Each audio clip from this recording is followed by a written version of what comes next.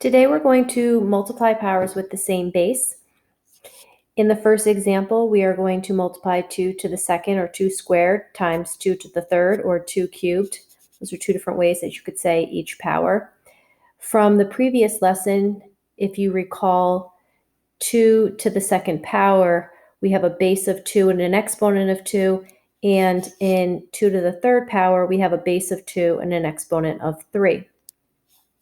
I'm going to expand each power. 2 to the second is 2 times 2. I'm going to keep the original multiplication sign in my expression, and then I am going to go ahead and expand 2 to the third power to be 2 times 2 times 2. And as you can see now, if I count up the number of 2's that I have 5 of them. And so in this multiplication sentence, since 2 is the base and it's being multiplied by itself 5 times, that means that my final answer is 2 to the 5th power. Let's go ahead and do a second example. In example number 2, we have 3 to the third times 3 to the fourth, and we're multiplying powers with the same base of 3. So I'm going to go ahead and expand 3 to the third. I'm going to keep the original multiplication sign between the two powers, and then I'm going to expand 3 to the fourth power.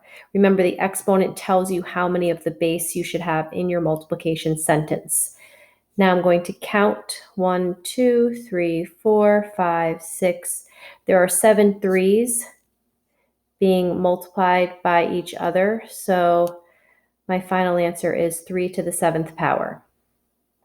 My third example, I have a base of 5. Notice this 5 here doesn't have an exponent. If there is no exponent, I would suggest putting in a 1. There's nothing really to expand there except copying down the base of 5. There should only be 1. Keeping the multiplication symbol in between the two powers, and then 5 to the second power, 5 squared, means I should have 2 5's in my multiplication sentence. And if I count how many I have in total, I have 3, so that's my exponent. At this point, why don't you go ahead and pause the video and try 7 cubed times 7 to the 5th on your own, on your paper. Expand each power to see if you can come up with the answer, and I'll give you a couple of minutes to do that. Actually, less than that, probably about 30 seconds or so, and then we'll check back in to see if you've gotten the correct answer.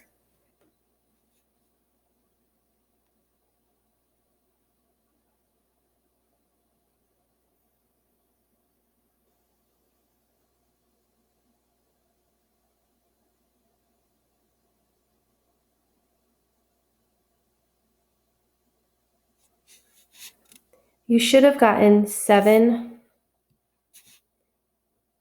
to the 8th power, and you get 7 to the 8th power by expanding 7 cubed to be 7 times 7 times 7, and 7 to the 5th means there are 5 7's being multiplied by each other, and there are a total of 8 here, and so that is why my final answer is 7 to the 8th power. Let's go ahead and look at a couple of examples with variables. We're going to do the same thing that we did when we multiply powers with numbers as our basis.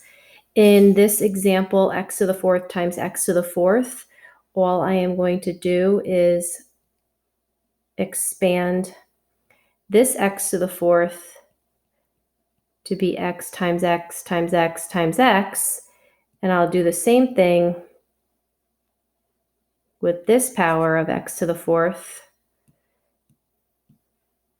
and get x times x times x times x. So in total, if we count up the number of x's, we have 8. So our final answer is x to the 8th power. Notice in this example here, this power 2y to the 3rd, we now have a coefficient in front of the y cubed. When a number is in front of a letter, remember it means multiplication. So I could go ahead and insert a multiplication sign in between the 2 and the y cubed. So now, essentially, I have 2 times 3y's. And then that's going to get multiplied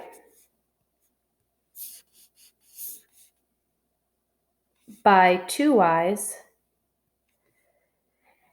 And this is my original problem expanded. I have 1, 2. So in my final answer, I'm going to have my 1, 2. And then I have 1, 2, 3, 4, 5 y's. And I write that as y to the 5th. That is my final answer. In the final example, the only difference is this 3 that I have here in front of the y squared. So this last example here is pretty similar to the one just above it, except this 3 has been added in as a coefficient to the y squared. So I'm going to expand this the exact same way I expanded the previous problem, except I'm going to insert that 3 in front of my second set of y's. So if I go ahead and expand this, I get 2 times y times y times y. And then that's going to get multiplied by the second power, which is 3y squared. And that expanded, again, we can multiply or put multiplication symbols, in front of the number and the variable always, even though we don't have to, just to prove that we do have multiplication between the number and the variable. So again, if I were to expand that power that's in the red box, 3y squared, I should have 3 times y times y.